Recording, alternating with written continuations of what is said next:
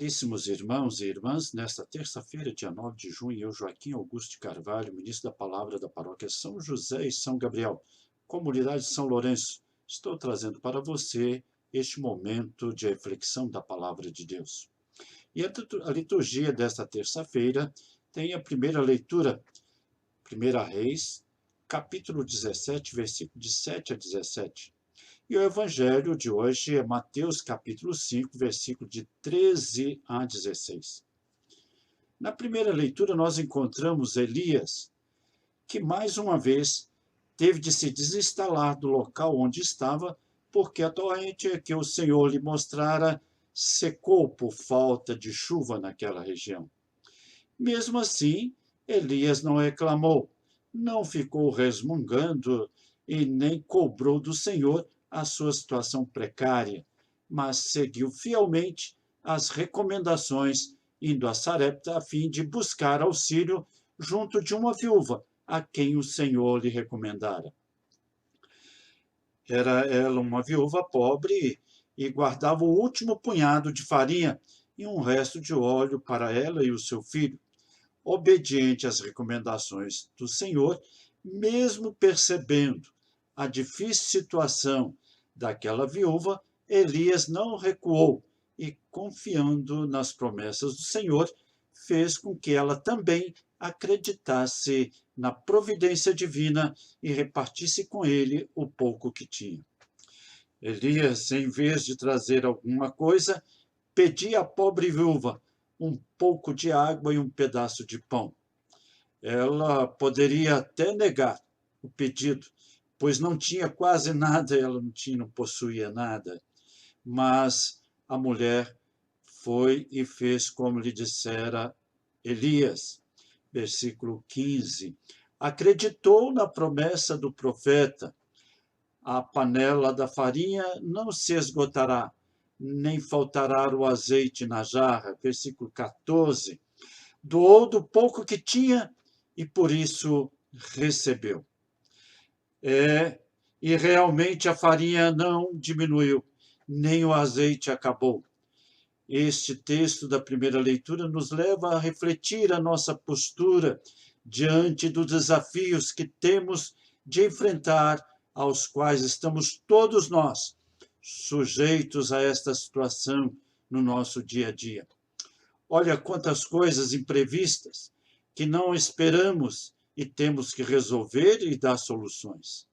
Precisamos nos conscientizar que para todos aqueles e aquelas que confiam na graça e no auxílio da providência do Senhor, a farinha não vai acabar e a jarra de azeite não diminuirá, pois representam o amor e a misericórdia do Deus depositado na vasilha e na jarra, que é o nosso próprio coração. Precisamos confiar no nosso dia a dia com atitude solidária, que o amor infinito de Deus nunca nos abandonará, pois Ele é Pai, e é Pai de infinita misericórdia e bondade. A viúva nos ensina que, quanto colocamos o pouco que temos a serviço de Deus e dos irmãos, milagrosamente voltará para nós em dobro tudo que antes havíamos doado. Pois Deus nos colocou no mundo para os outros. Assim também acontece com o amor que nós recebemos de Deus.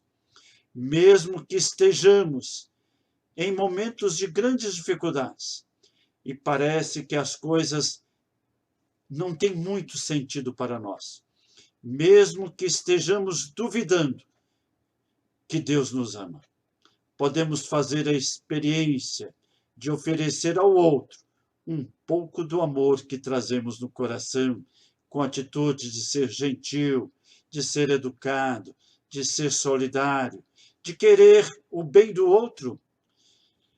Podemos continuar acreditando no amor infinito da providência divina. Basta que estejamos de coração e mãos abertas para ajudar aqueles que nos procuram. As portas se abrem e a providência divina não falha.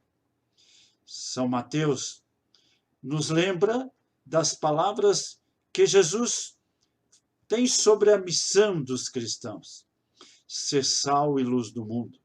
Ser o sal, por uma parte, é necessário, pois é ele que dá sabor aos alimentos. Por outra parte, ao longo dos séculos, o sal tem sido um alimento fundamental para a conservação dos alimentos. Jesus nos comparou com o sal, que dá o sabor aos alimentos.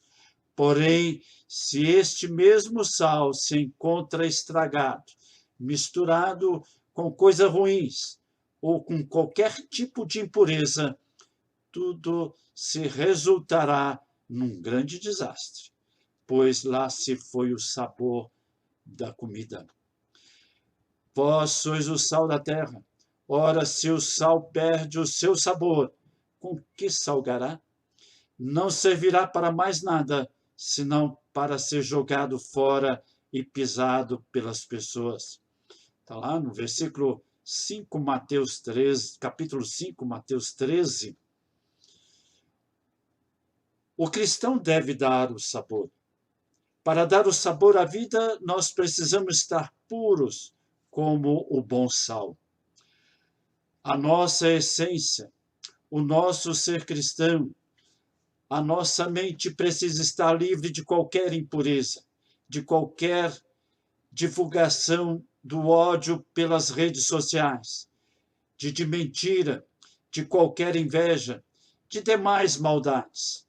Muitos já perderam o sentido da sua vida e disseram que não vale a pena, que está cheia de desgostos, dificuldades e sofrimento. Nós somos a luz do mundo. Deus nos criou para ser luz na vida dos outros, na família, no trabalho, na escola, na comunidade e no lazer. Mas, infelizmente, ainda tem muita luz apagada. Nós deixamos, muitas vezes, que a luz de Deus que está em nós se apaga. Então, nos tornamos pessoas desanimadas e apagadas. Meus irmãos e irmãs, não deixe essa luz apagar. Acenda essa luz, acenda esse ânimo, acenda essa fé, essa coragem, esse entusiasmo, esse encantamento e comece a brilhar. Precisamos mostrar a todos, com a nossa vivência e atitude positiva, diante dos desafios diários, que realmente vale a pena confiar em Deus, confiar na proteção do Pai, pois Ele não falha. Que o Senhor nos ajude a estar sempre puros para salgar, para dar sabor à vida familiar e a todas as nossas experiências vitais do nosso dia a dia. Onde quer que estejamos, devemos sempre ser luz, que brilha pelos nossos exemplos de cristãos autênticos e firmes na fé. Vamos seguir para valer os ensinamentos de Jesus no Evangelho de hoje, que usa figuras simples da nossa rotina para que possamos compreender a nossa verdadeira função de ser sal e luz como edificadores do seu reino aqui na terra. Amém. Louvado seja nosso Senhor Jesus Cristo, para sempre seja louvado.